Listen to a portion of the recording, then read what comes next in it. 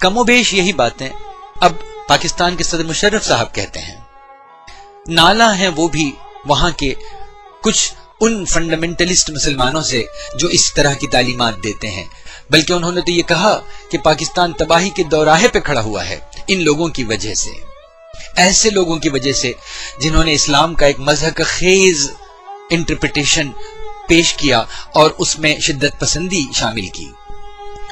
मैं खुद ही महसूस करता हूं कि ये बड़ी अजीब बात है कि हमारे बाज ममालिक जहां के सरबराह बादशाह और अमीर और शेख हैं, वो तो बड़े मोटे तौर पे वहां के हालात से, मुसलमानों की हालत से मोटे तौर पे राजी हैं, उन्हें बहुत बेचैनी नहीं। लेकिन ऐसे बाज ममालिक जहां निस्बतन जहां खुला माहौल है, डेमोक्रेसी है, जहां लोगों से चुन के सरबराह बनते हैं, जैसे इंडोनेशिया, मलेशिया, टर्की और पाकिस्तान, यहां इस बात की फिक्र है कि ये हाल मुसलमानों का क्यों हुआ, नहीं होना चाहिए, ये दुरुस्त नहीं है।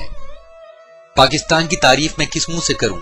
याद कीजिए कि पाकिस्तान वही मुल्क है जो लगभग हमारे ही साथ आजाद हुआ, हमारे ही जैसे उसके हालात थे। कहां पहुंच गया वो? हालांकि उसने अपने आप को इस्लामी ममलिकत करार दिया, अपने 2 टुकड़े करवाए उसने। जो मुल्क मजहब के नाम पे बना, वही मुल्क एक मजहब के वासियों को जोड़ के रख नहीं पाया।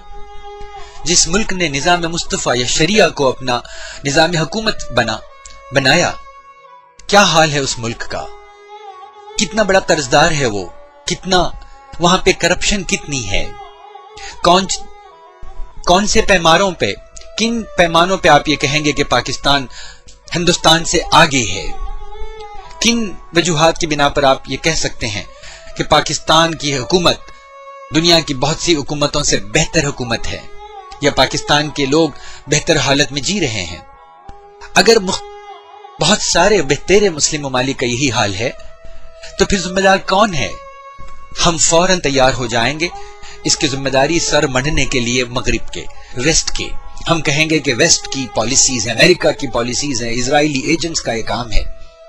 मगर मेरी समझ में ये नहीं आता कि ये अमेरिकन, ये मगरिबी ताकतें, ये इजरायली ताकतें, ये यहूदी सिर्फ हमें क्यों परेशान करते हैं? वो सिर्फ मुसलमानों के पीछे क्यों पड़े हुए हैं? क्यों हम अपनी हर इल्लत का, अपनी हर बीमारी का जिम्मेदार इन्हें करार देते हैं? मुझे तो तोगड़िया और मोदी याद आते हैं, जिन्होंने गुजरात की हर बीमारी का, बल्कि हिंदुस्तान की हर मसले का हल, हर मसले की जिम्मेदारी ISI के सर मढ़ दी। हत्ता कि गुजरात में अर्थक्वेक हुआ तो यहाँ के कुछ अनासिर ने यह कहा कि यह पाकिस्तानियों ने करवाया। मज़हब खेज इल्जाम बाजी, इससे हम गरेज न करें तो हमें अपनी कमजोरियों का पता ही नहीं चलेगा। ऐसा क्यों नहीं होता कि यही लोग, यही क्रूसेडर्स, सलेबी जंग वाले, यही यहूदी Japan, south Korea, China, Taiwan और सिंगापुर को क्यों हैरान नहीं करते? मुस्लिम ताकतों ही के पीछे क्यों हैं? और अगर ऐसा है तो पहले क्यों नहीं थे? कैसे मुमकिन हुआ कि हम फातिह बने? कैसे मुमकिन हुआ कि हमारी हुकूमत अंदलस से इंडोनेशिया तक फैली? कौन थे वो मुसलमान जिन्होंने दुनिया पर हुकूमत की और फतूहात की, नए झंडे गाड़े? बकौल शायर, दश्त तो दश्त है दरिया भी न छोड़े हमने, बहरे जुल्मात में दौड़ा दिए घोड़े हमने। क्या वो मुसलमान नहीं थे जो इल्म के ताजिर भी थे, कारोबार भी करते थे और इल्म की दरामद बरामद भी करते थे? कहा जाता है कि ग्रीक साइंसेस को असरनो दरियाफ्त करके, ठीक ठाक करके, उनमें तदवीज तरक्की कर, उस पर तब्दीली करके यूरोप को पेश करने का सहरा मुसलमानों के सर है। ये वही थे, ये वही मुसलमान हैं जिन्होंने स्पेन में शहर कुर्तबा या कोर्डोबा में दुनिया की सबसे पहली, यूरोप की सबसे पहली ऑब्जर्वेटरी बनाई, जहां दुनिया के खूबसूरत पार्क, खूबसूरत लाइब्रेरियां मौजूद थीं। ये मरकज हुआ करता था दुनियावी उलूम का। खुद हमारे अपने मुल्क में क्या हम भूल पाएंगे मुगलों को, जिनके दौर में दूर दूर से लोग सीखने, पढ़ने, समझने, जिंदगी के राज जानने के लिए हिंदुस्तान आया करते थे?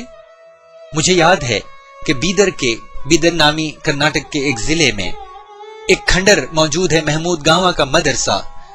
ये 300-400-500 साल पुरानी इस खंडर की अजमत आज भी याद दिलाती है उस दौर की, जहां मुसलमान मदरसों में यूनिवर्सिटियों में पढ़ने के लिए दूर दूर से लोग आया करते थे।